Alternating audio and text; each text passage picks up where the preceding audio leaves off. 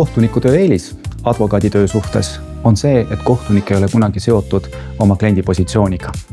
Ma olen seotud oma südametunnistuse ja selle ajaressursiga, mida ma õiguse mõistmiseks saan kasutada.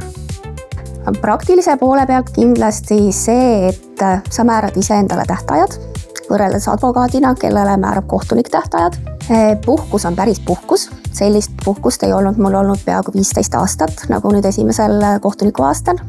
Võrreldes advokaaditööga võimaldab kohtunikutöö rohkem keskenduda sisule, rohkem keskenduda õiguslikule analüüsile. See, et on võimalus minna puhkama nii, et sa paned arvuti kinni ja ei mõtle selle puhkusel üldse tööle. Et advokaadina minul sellist luksust ei olnud ja ma arvan, et paljudel advokaatidel ei ole. Kohtunikutöö on puhas õiguse mõistmine, mitte ettevõtlus ja see sobib mulle paremini. Kohtunik on iseenda sõltumatu ja iseseisev peremees ja kohtunik on vaba argumenteerima oma lahendites nii, nagu ta peab oma südametunnistuse ja seaduse järgi õigeks. Lisaks puhkus on puhkus.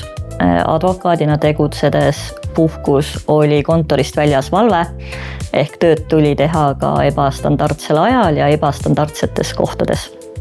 Kui advokaadina oled sa piiratud küllaltki palju klientide juhistega ja ka kliendi eelarvega, siis kohtuniku töös on sinu piiriks ja orientiiriks seadus ja südametunnistus. Nii et ma arvan, et see on küllaltki suur eelis. Minu jaoks peamine eelis, kui ma võrdlen kohtuniku ja advokaaditööd kohtunikuna, on sõltumatus kliendi positsioonist ja võimalus ise otsustada. Kohtunikutöö eelis advokaaditöö ees on sõltumatus.